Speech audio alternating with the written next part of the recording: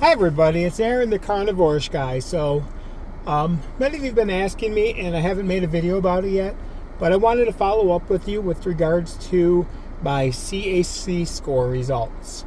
As many of you know, I've gotten off my type 2 diabetic meds and I was wanting to get off my statin, so I got a coronary artery scan or check done, and it came up as a 1400, which you really don't want to be in triple digits, and you really don't want to be above like 400 or 500. So obviously that was a big blow and nerve-wracking. So I finally met with the cardiologist this week.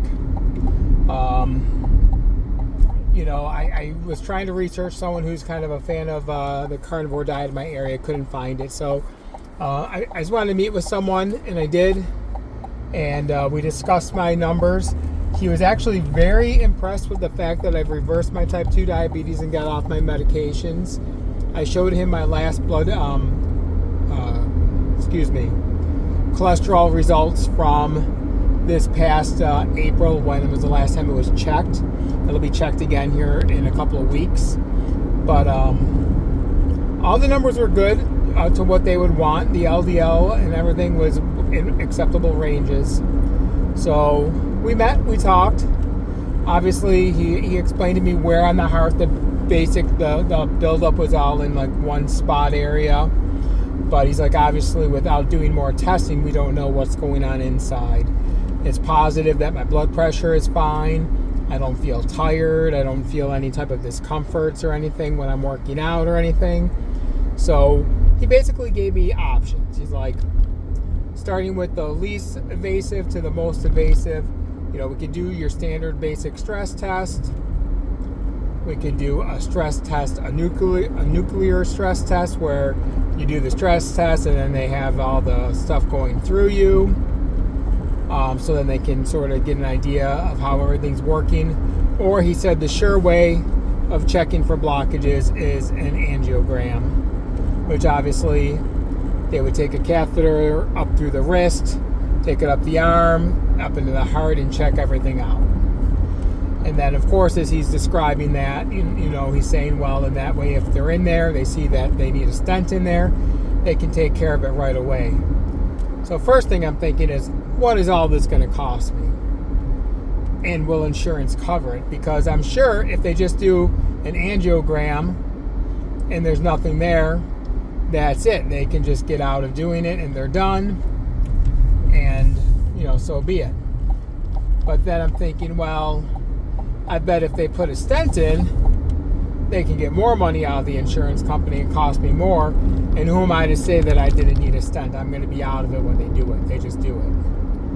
So I decided to do the stress test. I'm doing that on Monday afternoon or Monday morning. That was the nuclear. Insurance, my insurance sucks. So basically I get to pay like a discounted rate for having insurance, but insurance won't kick in until I hit my deductible, which I'm not anywhere near my deductible, so I got to pay a pretty penny out of pocket for it. Not looking forward to it. So, they call me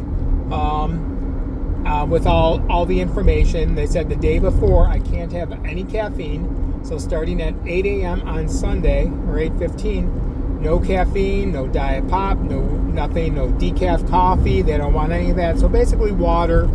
I asked if I could have electrolytes. They said yes, but no electrolytes like 3 hours before the test. No big deal. The test is at 8:15, so I can just have some water. No big deal. No eating within 6 hours. And then, obviously you're doing a treadmill test, so bring comfortable shoes, loose-fitting clothes, all that nonsense. No big deal. But then they said, well, about halfway through the test, we're going to have you eat. So I'm like, okay, so they said bring food. Bring a donut. Bring some cookies. Bring something like that, some like big sugary stuff, or, fat and sugary stuff. I'm like, okay, you do realize I'm a diabetic. They're like, yeah, but, we want to have you have fat. I'm like, okay, well, I'll bring a ribeye steak. And she joked, she's like, nah, a donut will be fine. I'm like, what the hell are these people trying to do to me? They know I'm a freaking diabetic. I don't care if I get off all my meds. You're telling me to eat a freaking donut? Like, what kind of doctor tells someone who has a history of diabetes to eat a donut? Oh my gosh. So, yeah, that was interesting. So after a few minutes of like explaining to her why I'm not going to eat a donut or a peanut butter and jelly sandwich, she's like, okay, that makes sense. So she's like, bring some cheese, pepperoni, eggs, something with a lot of calories. So I don't know. I'm going to bring some cheese and pepperoni probably, or maybe I'll make a couple of fat bombs. I haven't made a fat bomb in a long time. I don't feel like I need them anymore. But you know what? That'll be something easy that I can do to get calories. So that, cheese, and I'll make a decision from there. But that's where I stand. So I'm going to get that done. I don't want to do the angiogram right now. Depending on what this says, maybe I will go with the angiogram. I'm still taking my statin. I know everyone that's not my doctors tell me, oh, a statin's doing me more harm, and it's true, but I'm sort of in that I'm damned if I do, I'm damned if I don't. Like, I want to see how the blockage is. If I don't have any buildup, I'm not as worried about it, and then maybe I will get off that statin. I know CAC scores aren't things you want to be concerned with it, but it's not the end all. And from my understanding, that calcium buildup will not go away. Now, I've heard people talk about it going down. I don't understand how it goes down, but maybe there's rare occasions that it does. But we'll see. But that's where I stand. I've had a lot of you reach out to me, wish me prayers that everything's going well, wishing for the best or just asking me about it. So that's where I stand with it. Cholesterol's fine. I feel fine. No matter what happens, I never ask for pity. No pity. I'll always accept prayers, but I definitely will. This is new space for me. This is something new, so it is scary. Anything you hear about your heart, I don't care where you are in your journey, how healthy you are. You hear your heart, and that it's an immediate red flag. It was a gut punch, but that's it. So thank you all. I appreciate everyone for reaching out and asking me how everything is and checking in on it. So hopefully I'll know more by the end of next week. As always, I hope you like my videos, you subscribe to my channel, you comment, you hit that bell icon. It does mean a lot to me, making so many great connections.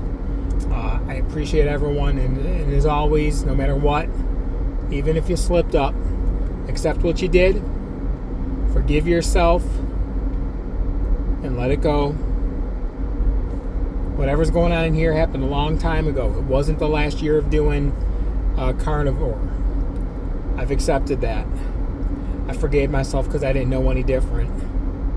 And now I've let it go. I'm moving on. Attacking this shnikey stuff. I almost said it. Head on. Full steam ahead. Have a great weekend, everybody.